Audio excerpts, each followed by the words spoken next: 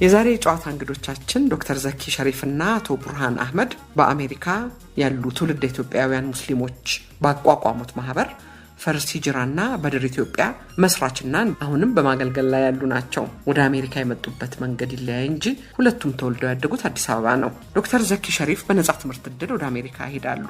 አቶ ቡርሃን ሸሪፍ ወደ አሜሪካ የተጓዙት በዲቪ ሎተሪ ነው። ዶክተር ሸሪፍ በካንሰር ህመም ላይ የሚያተኩሩ የህክምና ሳይንስ ተመራማሪ ናቸው። በሃዋርድ ዩኒቨርሲቲና በጆርጅ ታውን ዩኒቨርሲቲ በኮሌጅ ኦፍ ሜዲሲን ፕሮፌሰር ናቸው። ዶክተር ሸሪፍ በበርካታ የህክምና ጆርናሎች የምርምር ጽሁፎቻቸውን ያሳተሙ ተመራማሪ ናቸው። በምርምር ስራቸውም ሶሳይቲ ፎር ሳይንስ ኤንድ ቴክኖሎጂ፣ አሜሪካን አሶሲዬሽን ፎር ካንሰር ሪሰርች ከሃዋርድ ዩኒቨርሲቲ፣ ከጆርጅ ታውን ዩኒቨርሲቲ፣ ከሲድ አሜሪካን አሶሲዬሽን ፎር ዘ አድቫንስመንት ኦፍ ሳይንስ የክብር እውቅናና ሽልማት አግኝተዋል። አቶ ቡርሃን አህመድ በትምህርት በኩል በጋዜጠኝነትና አረብኛ ቋንቋ ከካርቱም ዩኒቨርሲቲ፣ በፊሎሎጂ ሁለተኛ ዲግሪ በአዲስ አበባ ዩኒቨርሲቲ ተምረዋል። በመምህርነትና በኮሌጅ መሪነትም ሰርተዋል። በአሜሪካ በኢንፎርሜሽን ቴክኖሎጂ ዘርፍ በመማር ላይ ይገኛሉ።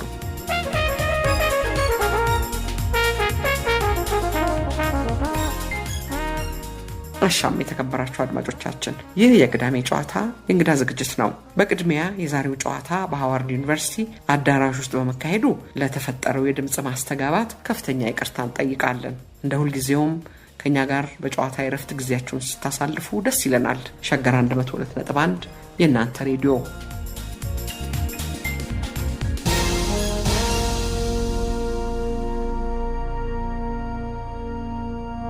የኢትዮጵያ ሄሪቴጅ ፋውንዴሽን እና ሸገር 102.1 ሬዲዮ በትብብር የሚያካሂዱት የኢትዮጵያውያን ኦራል ሂስትሪ ፕሮጀክት በኖቬምበር ወር 2023 የመጀመሪያ ሳምንት በርካታ ኢትዮጵያውያን በሚኖሩባቸው ዋሽንግተን ዲሲ፣ ቨርጂኒያ እና ሜሪላንድ አካባቢዎች ካሉ ኢትዮጵያውያን ጋር በመገናኘት ኢትዮጵያውያን ወደ አሜሪካ የመጡበት ኑሯቸውን የመሰረቱበትን ሁኔታ ይመዘግባል። በዚህ ለብዙዎች መግቢያ በር በሆነው ዋሽንግተን የኢትዮጵያውያን መልከ ብዙ አኗኗርን በሚመለከት ከተለያዩ የማህበረሰብ ክፍሎች መሪዎች ጋር ለመወያየት አቅዷል። ለዛሬ ጋበዝናቸው ሁለት እንግዶች ዶክተር ዘኪ ሸሪፍ እና አቶ ቡርሃን አህመድ ናቸው።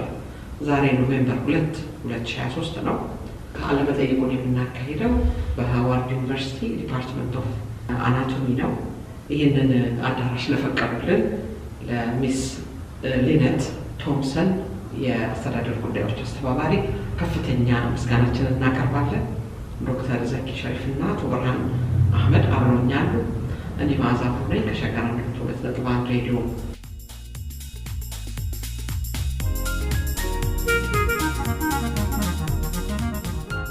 ለዚህ ቃለ መጠይቅ ፈቃደኛ ሆናችሁ ስለመጣችሁ ከልብ አመሰግናለሁ። ዶክተር ዘኪ ሸሪፍ ቃለ መጠይቁን የምናካሄድበትን ቦታ ስላመቻቹልን በጣም አመሰግናለሁ። በቅድሚያ ከእናንተ የግል ታሪክ ብንነሳ ጥሩ ነው ብዬ አስቤያለሁ። በአመጣጣችሁ ለመከተል ቅድሚያ ለዶክተር ዘኪ ልስጥና፣ ዶክተር ዘኪ የተወለዱት አዲስ አበባ አደሬ ሰፈር ነው አይደለ? ቤተሰቦቹ ይመስለኛል በንግድ ስራ ይተዳደሩ ነበር። ይንገሩን እስቲ ስለ ወላጆቹ፣ ስለ ልጅነቱ። በመጀመሪያ በጣም አመሰግናለሁ ወይዘሮ መዓዛ ብሩ ያ ሁሉ መንገድ ተሻግረው እዚህ መጥተው እኛን ቃለ መጠይቅ ለማስተናገድ ያ ሁሉ ጥረት በማድረጉ በጣም እናመሰግናለን። ያው ወላጆቻችን እንግዲህ ሁላችንም መሰረታዊ ጉዳይ ላይ ነው እኛን የጣሉት። ከእናታችን ብንጀምር እናቴ በህይወት ያሉ ናቸው። 96 ዓመታቸው ናቸው። ስማቸው ስቲ አብዱላሂ ሸሪፍ ይባላሉ። አባቴም እንደዛው አብዱላሂ አህመድ ሐሰን ሸሪፍ ይባላሉ። 2 ዓመት በፊት በኦክቶበር 13 እስከዚህ ዓለም ተለዩን፣ አረፉ ማለት ነው። ግን እናቴ ያው ህፃነታችን በጣም የሚያስተጋቡት የነበረው 13 ልጆች ነው የወለዱት እና እኔ መካከለኛ ነኝ ያለሁትና እናቴ በጣም ጥልቅ የሆነ ውስጣዊ የሆነ ሀሳብ ነበረው የነበራት። እኛ እንግዲህ አደሬዎች አንቱ ነው እናትና አባቶቻችን የምንለው። ስለዚህ በዛው ነው የምቀጥለው እኔ እና እናቴ ስቲ አብዱላሂ ሸሪፍ እናታቸውን በህፃነታቸው ስላጡ በእኛ በጣም ይጓጉ ነበር። እኛን በጣም ያቅፉ ነበር። ሁል ጊዜ ልጆችም መውለድ የፈለኩት ብዙ ለዚህ ነው። ማን ይሞትብኛል ማን ይቀርብኛል በማለት በጣም ይታገሉ ነበር። አባቴን ቅድም እንደጠቀሱት ነጋዴ ነበር። እንደሰማሁት ሸሪፍ ላውንድሪ እናንተ ነበር? ሸሪፍ ያጎቴ ነበር፣ የእናቴ ታላቅ ወንድም ማለት ነው። ያጎቴ ሸሪፍ ላውንደሪ በፒያሳ በጣም ይታወቅ ነበር። ሸሪፍ ፋክተሪ ፋብሪካም ነበረ። ሸሪፍ ስፖርትም ነበረ። በብዙ ነገር የሚጠቀስ በአያታችን ስም ሸሪፎች ይባል ነበር እና በዛ አንጻር ነው እንግዲህ ያጎቴ ነኛል። አባቱ መሳሪያ ይሸጡ ነበር? አባቴ በንግድ ነው የጀመሩት። መርካቶ ሱቅ ነበራቸው። ከዛ በኋላ ሸሪፎቹ እንግዲህ ከአንድ ቤተሰብ የመጡ ስለሆነ ወደ 9 የሚሆኑ ሸሪፎች እንግዲህ አጎት ልጆች ወይ አክስት ልጆች አብረው ሆነው የኢትዮጵያ የክር ፋብሪካ የሚል ከፈቱ እና በሱ ላይ ነው አባቴን ማናጀር አድርገው እስከሚያርፉ ድረስ ማናጀር ሆነው ይሰሩ ነበር። የክር ፋብሪካ ባለጋሻ ክር የሚባለው ባለጋሻ የሚባለው ማስታወቂያው ልጁኝ ተሰኛል። አሳምነው መብሮች መኪና ሰፊው ልጅ ሰባራ አደረገ እንጂ ይችላል። እንግዲህ ይገርማችኋል። ፋብሪካው 10 ዓመት ከሆነ በኋላ ኢጣሊያኖች ለመግዛት ፈለጉ። በጣም ወደውት፣ ምክንያቱም በጣም አተረፈ። ብዙ ክር ለመርካቶ ጨርቅ ምናምን የሚሰሩት ሁሉም ለነሱ ይመደብ ነበርና እኛ የሀገራችን ፍሬ ነውና አንሸጥም ብለው የፈለኳችሁ ገንዘብ ብትሰጡን አንሰጥም ብለው ከዛ በኋላ ነው ከ3 ነው ከ4 ዓመት በፊት ደርግ መጣና ወረሰባቸው።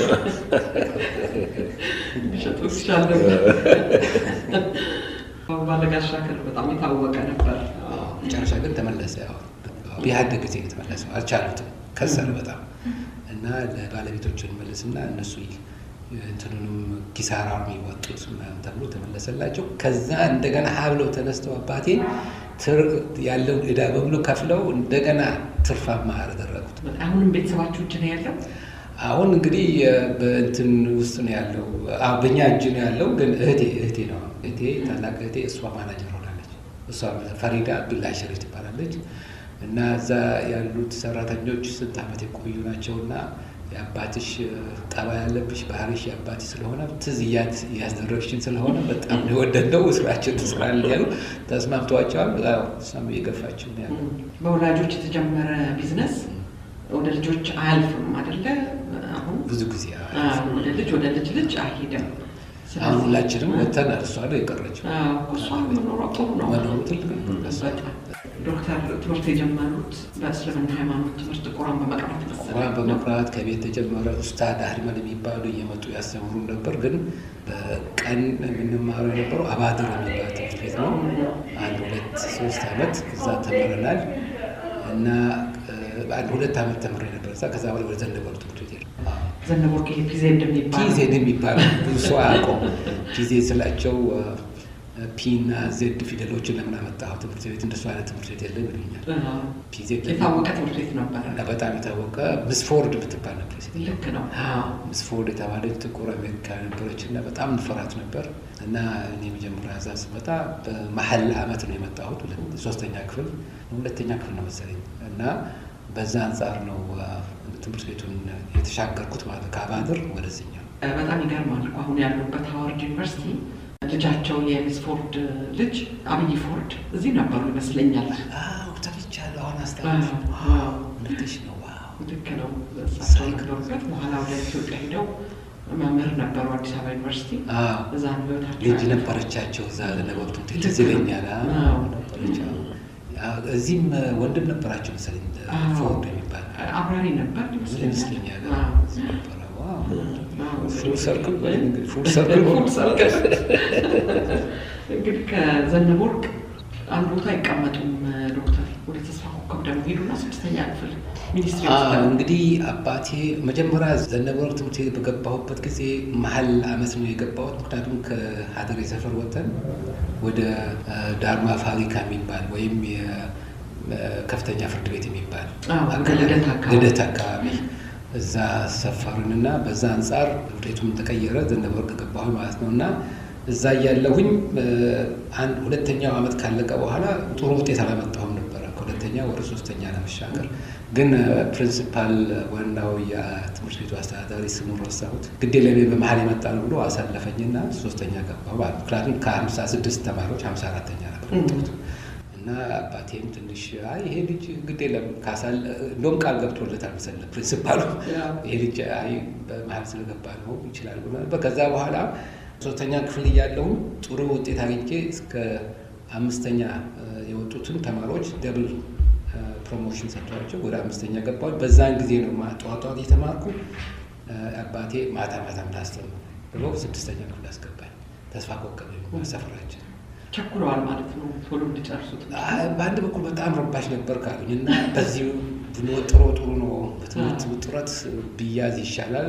ደግሞም ሁለተኛ ክፍል የደረሰበት ደካማ የሆነ የትምህርት ውጤቱ እሱን ፈራሁኝ። ያ ደግሞ ፈርቼ ነው።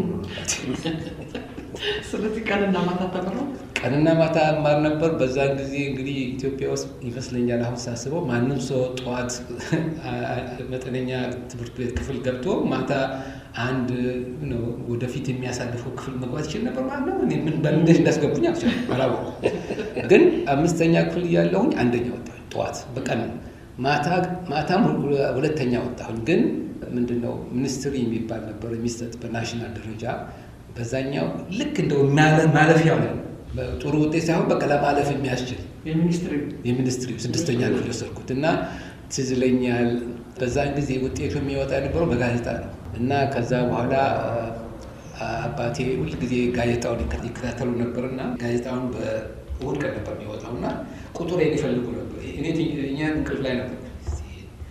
ደደብ የሆነ ልጅ እንግዲህ ያልፍ ይሆናል ቁጥሬ ሲያዩ ሁሉ ዘበኛውን ጠሩና ይናንሳው አቃዋል መጣሁኝ። ደግሞ ልገረፍ መስሎኝ በቃ ወደኩኝ መሰለኝና አለፍክ አንተ በቃ ጎበዝ፣ ግን ውጤት ጥሩ አልነበረም፣ ግን ዝም ብለን ያለፍከው ግድ የለም አለኝ። በቃ ከዛ ወደ እንግሊዝ ስኩል መግባት አለብህ አንተ ትችላለህ።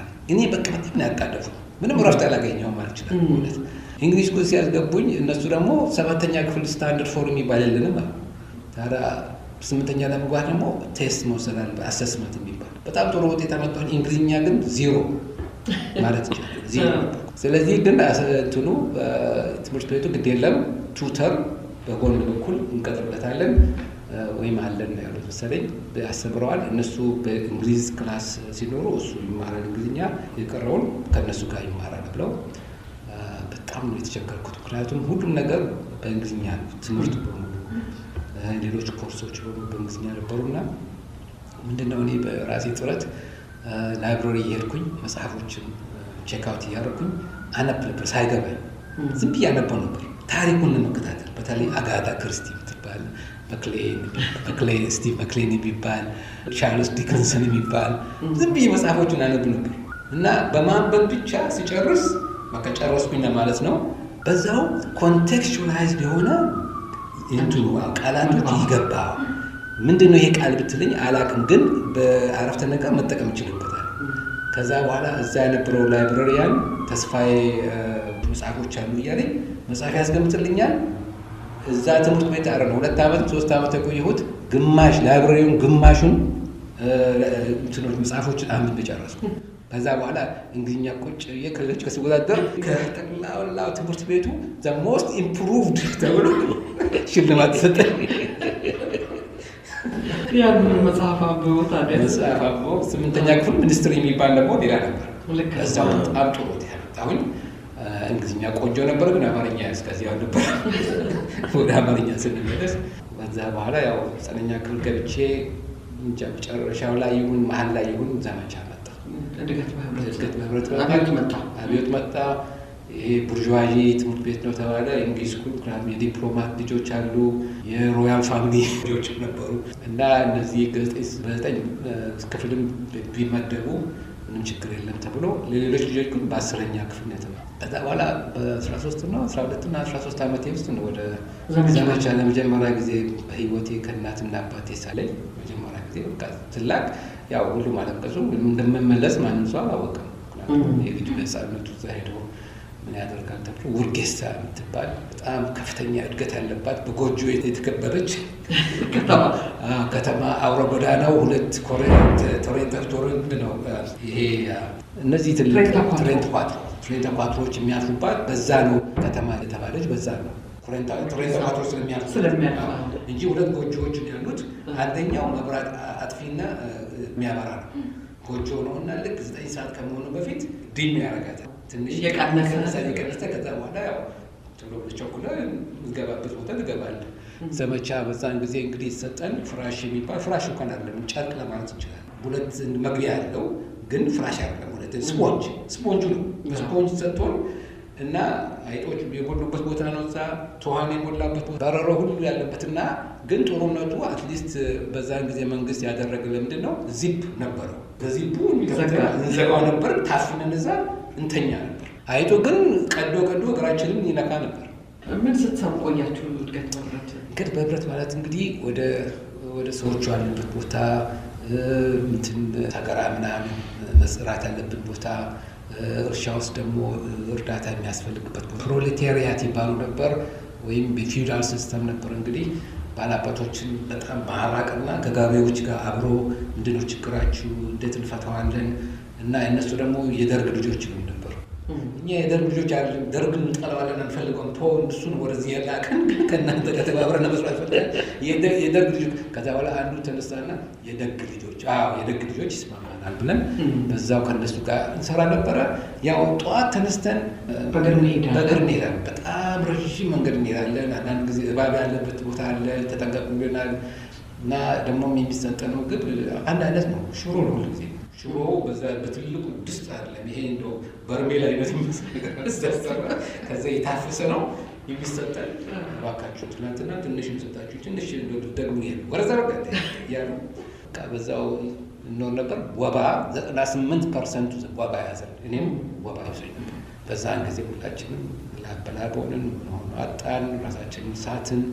ከዛ በኋላ የተወሰኑ ልጆች እዛ ያረፉማሉ። 1-2 ልጆች አርፈዋል። የምንሄድበት ቦታ ደግሞ ገበሬዎች ያሉበት ቦታ፣ አንዳንድ ቦታ ሐይቅ ነገር ነበር፣ እንደ ውሃ ያለበት ቦታ ነበርና አዞ ሁሉ ያለበት ቦታ ነበርና 2 ልጆች አዞ በላቸው።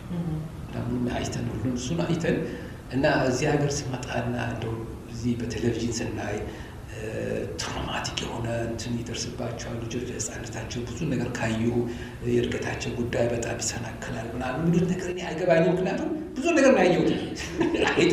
ፍሮኛል ቱሃን ደሜ መምጣት አይቱም ደግሞ አይን ላይ ተፈታት እየመጣ እስቲና ጠጋብል የተባባለ ብዙ ያላየነው ነገር አለ። ትራውማቲክ ቢሆን ኖሮ እኔ እስከዛሬ ሰው አይሆንም ነበር። አንጎል የሚቃወስ ነበር። ወደ ውርጌሳ ሲሄዱ አባቱ ስንት ብር ነበር ሰጥቶት? 100 ብር ሰጡኝ። ቆንጆ የሆነች ለእህቴም ታላቅ እህቴ ነጂያ ትባላለች። እሷ ወደ ትግራይ ነው የተላከችው። ለእሷ 100 ብር ነው የሰጡት። 100 ብር ማለት በዛን ጊዜ በጣም ብዙ ገንዘብ ነው እና እንግዲህ ወደፊት የሚያጋጥማችሁ ነገር አናውቅምና በዚሁ ራሳችሁን እንግዲህ ተካደሙ አሉን። ከዛ በኋላ ያው መንግስት በረብሻ ምክንያት ባላባቶች አመፁ፣ በቀጡ መተኮስ ምናምን ጀመሩ ሲያስፈራሩ። ከዛ በኋላ መለሰን መንግስቱ። በዛን ጊዜ አባቴ እንግዲህ እንዴት ነው አልጠየቀንም፣ 100 ብር ሰጠን። እህትህ ግን ብዙ ጊዜ ጠይቀናለች፣ ብዙ ገንዘብ ልክላት ነበረ። አይ መጠየቅ አያስፈልግም፣ 99 ብሩ ይሄ እንዴት ኖር ኮሱ ሌላ ሰው እንደሚኖረው ኖር ችግር አያስፈልግም። ምክንያቱም መንግስቱ ሽሮ ይሰጠናል። አንዳንድ ጊዜ ቁርስ ሳይኖር ደግሞ ሽሮ ይሰጠናል። አንዳንድ ጊዜ ዳቦ ነው። ስለዚህ ኖር ያጠቅማል ምናምን ያስቸግረን ነበር። ግን እንደሌላው ገበሬዎችን ያየው ማለት ድሎት ነው እያልኩ ነበር ኖረው እና አላስፈለገኝም። ትንሽ ሬዲዮም ገዝተውልኝ ነበር አዲስ፣ ግን ሌሎቹ እንዲሰሩት ምናምን ተጠቀምበት ነበር። እሱን እንደ አዲሱ ነው የመለሱላቸው። ከዛ በኋላ ሄደ በቃ አገር ቤት ለቆ ቢሄድም የት ቦታ ሄደናል በቃ የራሱን ይችላል ብሎ አባቴ ተማምኗል። ወላጆቹ አብረው ነበር የሚማሩት ሳንፎርድ እኔ ብቻ ነው ከቤተሰባችን። ከእኔ በኋላ መሊክ የሚባል ትንሽ ልጅ ወንድሜ ያለ ነው። እሱም የተማረው ሌላ ቦታ ሀሰን የሚባል አሁን ሰዓት የሚኖር አለ። እሱ ነው እኔን የተከተለኝ እንጂ እህቶቻችን እዛ እነሱ ካቴድራል የሚባል ጂያና ሌሎች እዛስ ነበሩ። እኔ ብቻ ነበርኩ። አሁን ኛው ሳንፈር ሃይስኩል ነው። ዘነበሩ ደግሞ ፕሪንሲፓሏ ሴትዮዋ ሚስ ሳንፈርድ ነበረች። ሜዲካል ስኩል የሄድኩትና የተማርኩት ደግሞ ስታንፈርድ እንግሊዝ ስኩል የሄድኩት ደግሞ ሳንፈርድ እንግሊዝ ስኩል ይባላል። ሳንፈርድ የሚባል ነገር ሁሉ ቦሌ የተከተለ ይላል። አቶ ብርሃንን ደግሞ ውስጥ ያለ ነገር ጠይቅ ብዬ ነው። አቶ ብርሃን እርሶ የልጅነት ታሪክ እንሂድ። እርሶም የተወለዱት አዲስ አበባ ራስ ደስታ ሆስፒታል አካባቢ ነው። ወላጆቹን እንግዲህ አባቶ ኢትዮጵያ ሬዲዮ የአረብኛ ፕሮግራም አዘጋጅ ነበሩ። ስማቸውንም ይንገሩኝ እስቲ። ብርሃን አህመድ አህመዲን እባላለሁ። የተወለድኩት አዲስ አበባ ራስ ደስታ ሆስፒታል አካባቢ ነው። ያደግኩት ጳውሎስ ሆስፒታል ወይም መድኃኒዓለም ትምህርት ቤት ወይም በጣም ሲቀርብ ደግሞ አበበ ቢቂላ ስቴዲየም አካባቢ እዛ አካባቢ ነው ያደግኩት። ሙሉ ትምህርቴንም የተማርኩት የመጀመሪያም ሁለተኛ ደረጃንም መድኃኒዓለም ትምህርት ቤት ውስጥ ነው የተማርኩት። አካባቢም ስለነበረ እዛ አካባቢ ነው። ያው አባቴ አህመድ አህመዲን ይባላል። የኢትዮጵያ ሬዲዮ የአረብኛ ክፍል ኃላፊ ሆኖ ረጅም አገልግሎ በጡረታ ወጥቶ ከዛ በኋላ ነው በ1998 ነው ያረፈው። እናቴ ባለፈው ዓመት ያረፈችው። ዘምዘም ያሲን ትባላለች እና እድገቴም አጠቃላይ እንትኔ እንግዲህ በተለምዶ ጉለሌ የሚባለው እዛ አካባቢ ነው ያደግነው እና ጠቅላላ እስከ ሀገር እስከወጣሁበት የደርግ ዘመን የብሔራዊ ውትድርና ዘመን ድረስ እዛ አካባቢ ነበር ያደግኩትና ከዛ በኋላ በ1979 አካባቢ በኢትዮጵያ አቆጣጠር ወደ ሱዳን በስደት ነው የወጣሁት። ማትሪክ ወስደሃል? ማትሪክ ወስጃለሁ። በኤክስቴንሽን አዲስ አበባ ዩኒቨርሲቲም ጀምሬ ነበር በዛ ሰዓት። ከዛ ግን ያው ሁኔታው ብዙ እንትን ስላልነበረ በቀጥታ ወደ ሱዳን ነው የወጣሁት። የብሔራዊ ውትድርና ከነበረው ጋር ተያይዞ ወደ ሱዳን ወጣሁ። ሱዳን በቀጥታ ዩኒቨርሲቲ ነው የገባሁት። ሱዳን ከገባሁ በኋላ የተወሰነ ዓመት በስደተኛ ኑሬ ስታተሴን ከስደተኛ ወደ ተማሪ ቀይሬ ስኮላርሽፕ አግኝቼ በዓለም አቀፍ አፍሪካ ዩኒቨርሲቲ ተቀብለውኝ እዛ ገባሁኝ። ለ2 ዓመት የአረብኛ ቋንቋ ከተማርኩ በኋላ ለ4 ዓመት በቢኤ ጆርናሊዝም ወስጄ በዛ ተመርቄያለሁ። ከዛ በኋላ እንግዲህ ወደ 89 በኢትዮጵያ አቆጣጠር አካባቢ 88 መጨረሻ አካባቢ ወደ ኢትዮጵያ ተመልሼ እንግዲህ ኢትዮጵያ ውስጥ ስኖር ነበር። በተለያየ የመንግስት ስራዎች ላይም ሰርቻለሁ። በዋናነት ግን ሲንዲባድ አረቢክ ኮሌጅ የሚል ትምህርት ቤት በግል ከተወሰኑ ወንድሞች ጋር በጋራ ከፍተን ትልቅ የአረብኛ ኮሌጅ እዛ ውስጥ ስራ አስኪያጅ ሆኜም ባለቤት ሆኜም አገልግያለሁኝ። እንግዲህ ወደ አሜሪካ እስከመጣሁበት ጊዜ ድረስ እዛ ላይ ነበርኩት። ግን ጋዜጠኝነት ተማሩ። አባቶ ጋዜጠኛ ነበሩ።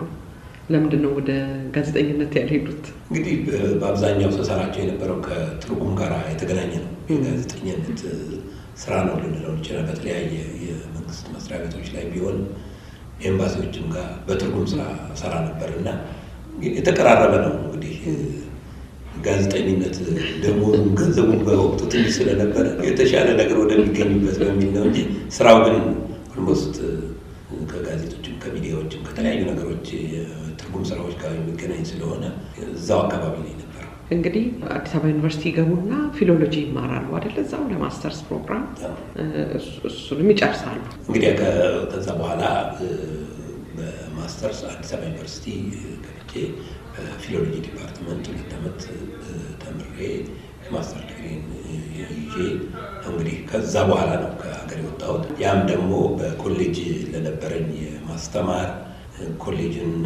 የማስተዳደር ስራ ላይ ትልቅ እገዛ አድርጎልኛል። ትልቅም ስራዎችን እንድሰራ አግዞኛል። አሁን እንግዲህ አቶ ብርሃን ሱዳን ያው ያለው ችግር እናውቃለን አይደል? ብዙ ሱዳናውያን ወደ ኢትዮጵያ ይመጣሉ። ወዳጆች የሉትም እርሶ ሱዳን ውስጥ? በጣም ብዙ ወዳጆች አሉ። አሁንም ከዚህም ሆነን በስልክም ድጋፍም አንዳንድ ነገሮች በምናደርግ በጣም ከፍተኛ ችግር ላይ ነው ያሉት።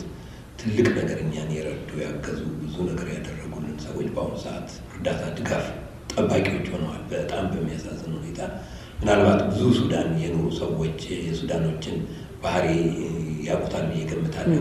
ሱዳኖች አልጋ ለቀው መሬት ተኝተው ለእንግዳን በከፍተኛ ሁኔታ የተቀበሉ ሰዎች ናቸው እና ሱዳን ውስጥ የኖረ ሰው የሱዳንን እንትን በደንብ ያውቀዋልና አሁን እንዲሆነው ማየት በጣም በእውነት በጣም ስሜቱ ከባድ ነው። ከዚህ ሆነን የምንደዋወላቸው ሰዎች አሉ። የምንችለውን ነገር ለማገዝ ከሌሎች ወንድሞች ጋር ሆነን ጥረት እናደርጋለን። ያው ሀገራችን ድጋፍ የሚፈልግ ሁሉ ነገር የሚፈልግ ቢሆንም ግን የሆነ ለተደረገልን ውለታም ያረሳነው ሁኔታ ነው ያለውና የሱዳን ነገር በእውነት ትንሽ ከባድ። ብዙ ወደ መሀል ከተማም የመጡ አሉና ህዝቡም እንደገና እንዲያስበውም ስለመፈልግ ነው ይሄንን ማነሳው። ብዙ ኢትዮጵያውያን በሱዳን በስደት አልፈው ወደዚህ ወደ አሜሪካ መጥተዋል። በብዙ ችግር ውስጥ አልፈው ሱዳናውያን ኢትዮጵያውያንን ይወዳሉ ይባላል። እንደተባለው እንግዳ ተቀባይ ናቸው ይባላል። ደግ ህዝብ ነው ይባላል። ስለዚህ ይሄን እንደገና እንድናነሳው ስለፈለኩኝ ነው። በጣም ትክክል ነው። አንድ ሀገር ላይ ምን መቼ እንደሚደርስ አናውቅም። ስደተኛ ሆኜ ነው እዛ ሱዳን ውስጥ የገባሁት። ስደተኛ ሆኜ ነው የገባሁት። በደንብ አስፈላጊውን አቀባበል አድርገው የሚገባውን ነገር አድርገው በኋላም ስታትሳችን ተቀይሮ ስኮላርሽፕ እስከምናገኝበት ጊዜ ድረስ በስደተኝነት የኖርንበት ሀገር ነው እና በጣም ብዙ ሰዎች አሜሪካ ሀገር አሉ በሱዳን በኩል የመጡ። በወቅቱ እኔም በነበርኩበት ሰዓት በጣም በርካታ ሰው ነው የመጣው። ምናልባት ከሰሜን ኢትዮጵያ፣ ጎንደር፣ ትግራይ፣ ኤርትራ አካባቢ ጨምሮ በርካታ ሰዎች ከዚህ አካባቢ ነው ወደዚህ የመጡትና የተደረገለትን ሁሉም ሰው ያውቀዋል። ምንም የሚያነጋግር እንትን የለውም። ስለዚህ አሁን እነዚህ ሰዎች ደግሞ ተቸግረው ኢትዮጵያ ገብተዋል። እኛ ከዚህም ከአዲስ አበባ ከሰዎች ጋር ስንነጋገር ጎንደር ድረስ ሻዲ የተለያየ ድንበር ላይ ሁሉ ትልቅ ነገር እየተደረገ እንዳለ ሰማለሁኝ፣ መረጃም አለን እና በእውነት እዚህም ያለ በዛ በኩል ያለፉ ሌሎችም ወንድም እህቶች እገዛ ቢያደርጉ እኔ ጥሩ ነው እላለሁ። ሁልጊዜ ጎረቤት ተደጋግፎ ሲኖር ነገ በዚህኛው ይመጣ ከነገ ወዲያ በዛኛው ይመጣል እና መደጋገፉ ትልቅ ነገር ነው። የሱዳን ሕዝብ ደግሞ አሁን ያደረሰበት አሁን ያለበት ሁኔታ የሚገባው አይደለም፣ በእውነት የሚገባው ነገር አይደለም። ነገር ግን እንግዲህ ሁሉ ነገር በራሱ የሚሆን ነውና መደጋገፉ ጥሩ ነው እላለሁ። ማሰብ መተሳሰብ ያስፈልጋል ነው።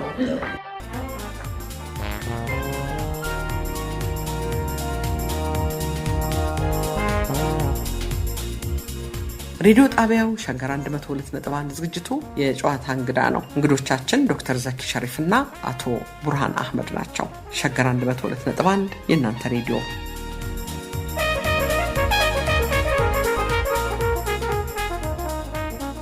ወደ አሜሪካ የመጣችሁበትን አካሄድ እንሂድ። እዚሁ እርሶ ጋር ልቆይና አቶ ብርሃን ከአቶ ዘኪ ጋር ሲነጻጸር አሜሪካ ብዙ አልቆዩም። እርሶ ወደ አሜሪካ የመጡበት የእርሶ ልምድ የተለየ ነውና እሱን እናንሳውና ወደ ዶክተር ሄዳለሁ። በአሜሪካ የዳይቨርሲቲ ኢሚግራንት ቪዛ ፕሮግራም የግሪን ካርድ የሚያሰጠው ነው አይደለ?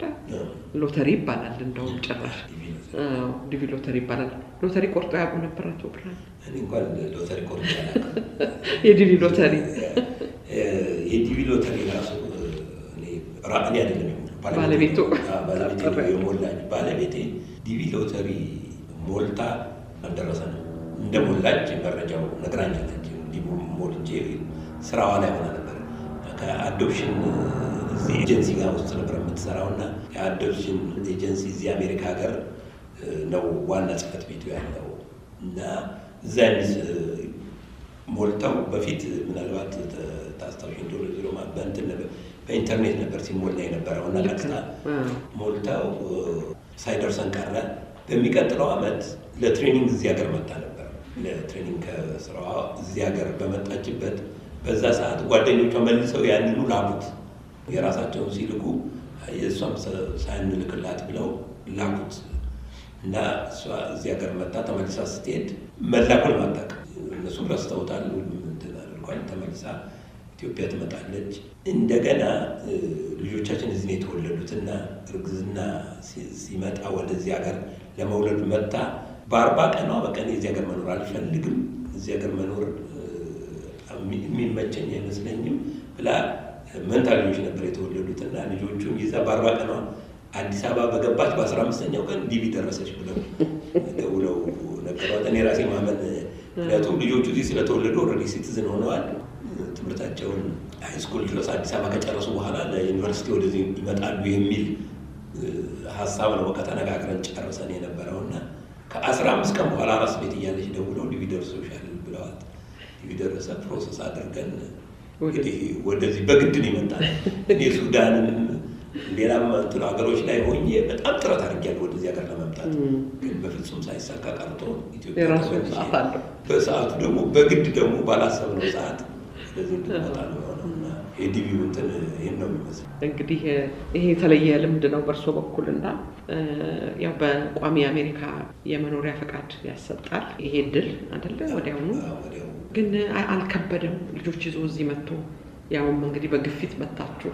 በጣም ከባድ ነበር በእውነት እንትን ለማለት የነበረንን ነገር በሙሉ ነው ትተን እርግፍ አድርጋችሁ ነው።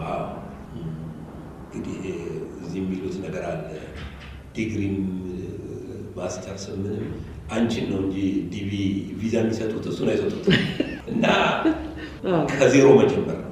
አሁን እሷም ከዜሮ ጀምራ አሁን ነርሲንግ አጠናቃ ነርስ ሆናለች። እዚህ ሀገር ነርስ ሆና እየሰራች ነው ያለችው። እንደ አዲስ እዚሁ ሀገር ተምራ ማለት ነው። አዲስ አበባ ላይ ሶሲዮሎጂ ነበር የተማረችው 6 ኪሎ። እኔም ከእሷን አስተምሬ ከጨረስኩ በኋላ አሁን አይቲ ላይ እሷ ላይ የተማርኩና እዛ ላይ እንትን እያደረጉ ነው። ስለዚህ ከዜሮ መልሶ እንደገና ልጆች ይዞ ቤት ይዞ ኑሮ ይዞ ብዙ ትግል ነበር እንግዲህ ያለፈው። ወደ መደላደሉ ላይ ደርሳችኋል። በ2013 ነው የመጡት። እንግዲህ አሁን 10 ዓመት ያህል እዚህ ቆያችሁ። አሁን በደንብ ትለማመዳላችሁ። እንደገና ወደ ዶክተር ልመለስ። ዶክተር ዘኪ እርስዎ በነጻ ትምህርት እድል ነው ወደዚህ የመጡት?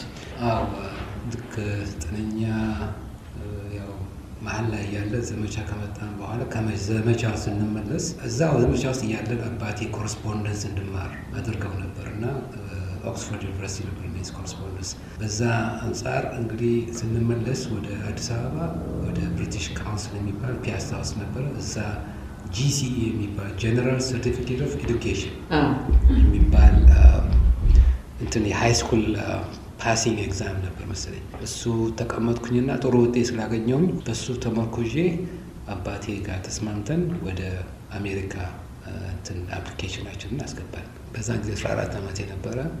ከዛ በኋላ ነው እንትን ዩኒቨርሲቲ ስኮላርሺፕ አገኘሁኝና በ14 ዓመቴ ስኮላርሺፕ ሙሉ ስኮላርሺፕ ይዤ ነው የመጣሁት። እንግዲህ መለስ ብለን ካየነው 4ኛ ክፍል አልተማርኩም። 6ኛ እና 5ኛ በአንድ ዓመት ነው የተማርኩት። 7ኛ የሚባል ክፍል አልነበረም የያዝኩበት ትምህርት ቤት። 9ኛ አልጨረስኩም። 10ኛም ጭራሽ አልነካሁም። 11ኛ አልነካሁም። 12ኛ አልነካሁም እና በጣም የተጎዳሁት ስመጣ እዚህ ሀገር። በቃ አንዳንድ ጊዜም ምንድነው ጥሩ ነገር አለ የሚሰራብኝ። ይሄ ራሱ በጣም ትልቅ ፈተና ነው። በዚህ ህፃነት የሁሉ ክፍሎችን ማለፌ በዩኒቨርሲቲ ደረጃ በጣም መጀመሪያ ሰመስተር በጣም የታገልኩ ነበርኩኝ። ከዛ በኋላ ዳና ሆንኩኝ ማለት ነው። ዩኒቨርሲቲ አለባማ ነው። ገርማችኋል። እዛ ሀገር ትንሽ ወደኋላ ቀሪነት አለበት። በተለይ ስቴቱ ይሄ ሬሲዝም የሚባል ነገር ዲስክሪሚኔሽን የሚባል ነገሮች ነበሩ። ግን በትምህርት ቤት ውስጥ ያለ ተማሪ ብዙም ነገር አይሰማውም፣ አይታየውም። ግን ወጣ ብሎ ከካምፐስ ሌላ ቦታ ራቅ ብሎ ከሄደ ብዙ ነገሮች አሉ። አልባማ ደግሞ እንደው በጣም የሚገርም ቦታ ነው። አንድ ጊዜ ትዝ ይለኛል፣ እዛ እየነበርኩ ሳይሆን ከዛ በኋላ በመኪና እየነዳሁኝ ሲሄድ በቶክ ሬዲዮ ሾው ነበርና አንድ ሰውዬ ስለ ኢኮኖሚክስ ምናምን ይናገር ነበርና እንዴት ነው የወደፊት ዓለም ውስጥ ኢኮኖሚክ እድገት ያላቸው ትልቅ ተስፋ ያላቸው ሀገሮች ምናምን ሲባል አሜሪካም አሁን እኮ ትልቅ ተስፋ አለ፣ ወደፊትም ልትመራ ትችላለች። ግን ወደኋላ እኮ የሚጎትታት የተወሰኑ ሀገሮች አሉ። እነዚህም አለባማ፣ ሚሲሲፒ እና አርካንሳስ ይባላል። በሳቅ ልሞት አገሮች ብሎ ነው የጠቀሰው አውቆ እና በእንግሊዝኛ ነው እኮ የአሜሪካ ጣቢያ ነው እና ይሄን ያህል ነው በጣም ወደኋላ የቀረችው እና አሁንም ብዙ ነገሮች ስቲል አሉ ብዙም ያልተሻሻሉ እዛ። ከዛ ዩኒቨርሲቲ ልክ 1 አመት እየተማርኩኝ ለ2 አመት የሚያስፈልገውን በመጀመሪያው አመት ላይ ቴስት ወሰድኩ። ቴስት ወስጄ ቴስቱን ስላለፍኩኝ አሶሺየት ዲግሪ ተሰጠኝ በ1 አመት ውስጥ። የ2 አመትን 1 አመቱን ጨረስኩት አሶሺየት ዲግሪ። እሱም በማግኘቴ ዩኒቨርሲቲ ዊስካንሲን 1 አመት ብቻ ነው የተማርኩት። ዩኒቨርሲቲ ዊስካንሲን የሚባል ፉል ስካለርሺፕ አግኝቼ ሄድኩኝ። ግሪን ቤይ የሚባል ነው። እዛ ሀገር መጀመሪያ ስገባ በረዶ ነበር መሬት ላይ። እኔ እውነት ጫው ነው ነበር የመሰለኝ መጀመሪያ ሰዓት። ከአውሮፕላን ጣቢያ ጀምሮ ብርዱ በጣም የሚያንቀጠቅጥና በቃ እንደው ልክ አጥንትን የሚነካ ነበረ። ዶርሚተሪ አስገቡኝ፣ እዛ ተቀብለውኝ። ከዛ በኋላ የሙስሊም ስቱደንት አሶሲዬሽን የሚባል ነበር ተማሪዎች፣ እነሱ ሁልጊዜ ሄደው ይጠይቃሉ ሬጅስትሬሽን ኦፊስ ሙስሊሞች የሚመጡ ከሆነ እንዳይቸገሩ የሚቀበላቸው ሰው የለም፣ በተለይ ከውጭ የሚመጡ ምንም የማያውቁ ምናምን ሲባል ይሰጣቸዋል ስምና በዛ አንጻር እነሱ ነው የተቀበሉኝ። ዶርሚተሪ ወሰዱኝ። በዛ የኖርኩ ነው እንግዲህ ባችለሪን ጨረስኩት። በ3 አመት ነው ባችለሩን የጨረስኩት። ምክንያቱም 22 ክሬዲት አወርስ ወስድ ነበር በአንድ ሴሜስተር። ብዙ ጊዜ የሚፈቀደው ወደ 18 ነው። ለምንድን ነው በራሱ ላይ እንደዚህ ጫና ተለማመዱት ያባቱ? አዎ አንድ ጊዜ ልባችሁ ውስጥ ከገባ በኋላ የትምህርቱ እንትን በቃ እንደው ፍላጎቱ ያድራል። ደግሞ በጣም ውድድር ትፈልጋለች አንደኛ ለመውጣት። ምክንያቱም እኔ በነበርኩበት ጊዜ በጣም አንደኛ የወጣውን ልጅ በልመና ነው ጓደኛ ያደረኩት። እኛ 54ኛ ከ56 ተማሪ ሲወጣ እሱ አንደኛ ክፍል ጀምሮ ነው አሉኝ። እንደነገሩ ከመጀመሪያ አንደኛ ክፍል ጀምሮ አንደኛ ይወጣልና እንደው የጠየቀኝን ሁሉ አደርግለት ነበር። ውሃ አምጣልኝ እያለ እንደውም ያዘኝ ነበር። አመጣለታለሁ ለሁሉም ብቻ ከእሱ ጋር እንደውም ተጣግቼ እንደምንም ምንድን ነው ይሄ ሰው የአንደኛ የሚወጣበት ምክንያት በና ዩኒቨርሲቲም እንደዛ ነበር። አንደኛ የሚወጡ ጥሩ የሚሰሩ ሰዎች እነሱን ጓደኛ ለማድረግ ሞክራለሁ። ከሌሎቹ ጋር ጓደኝነት ማፍራት ሳልፈልግ ሳይሆን እንደው የሚጠቅመኝ ለወደፊት የሚያድነኝ የመጣሁበትን ጉዳይ ነው። ሁሉ ጊዜ የምጠቅሰው ምንድን ነው ከስንት ሚሊዮን አበሾች እኮ ነው ተመርቄ በደርግ ጊዜ የወጣሁት። በቦሌ እኮ ነው የወጣሁት። ስንቱ በሌላ ሲወጣ በቦሌ ነው የወጣሁት እና ይህንን ነገር የመጣሁበትን ጉዳይ እንዳረሳ አንድ ነገር አድርጌ አገር እመለሳለሁ ነው እንግዲህ ሁልጊዜ የምናስብ የነበረው እና ከዛ በኋላ ከዩኒቨርሲቲው እንደቀጠልኩኝ ወደ ማስተር ሄድኩኝ። እዛ ቀጥል አሉኝና ያው ማስተር እንደዛ ጨረስኩኝ። ከዛ በኋላ በዛን ጊዜ ይገርማችኋል ፉል ስኮላርሺፕ ስለነበረ ስኮላርሺፑ ገንዘብ የሚሰጠኝ ሁል ጊዜ ይጠራቀም ነበር። ባንክ ውስጥ ይጠራቀማል ገንዘብ። ትምህርት ላይ ነው ደግሞ ሁሉም ነገር ምግቡ፣ ማደሪያው ሁሉም ለዛ ይከፈላል እና ሁል ጊዜ ቅዳሜ የተወሰነ እንትን ይሰጠኝ። ደግሞ ወርክ ስተዲ ነበረኝ፣ ላይብረሪ ውስጥ ሰራ ነበረ።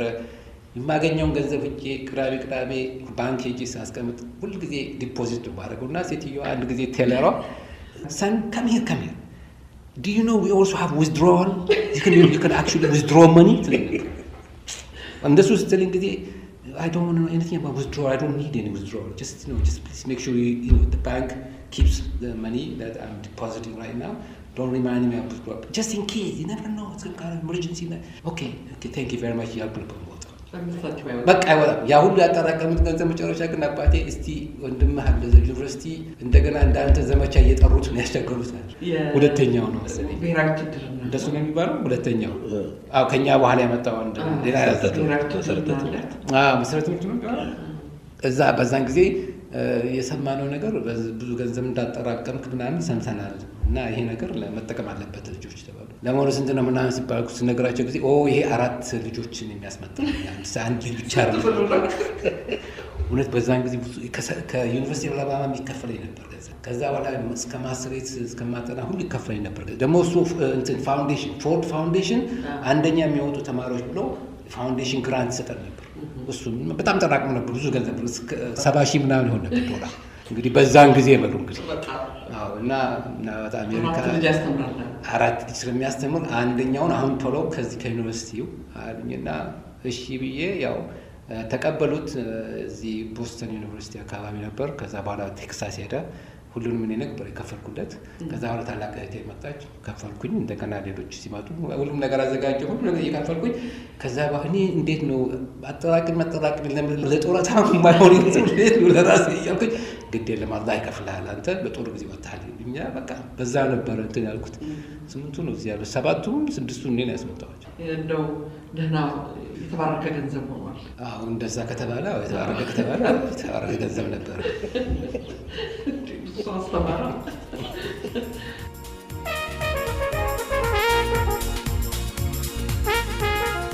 ከዛሬ እንግዶቻችን ከዶክተር ዘኪ ሸሪፍና ከአቶ ቡርሃን አህመድ ጋር ያደረግነው ጨዋታ የመጀመሪያው ክፍል ይህን መሳይ ነበር።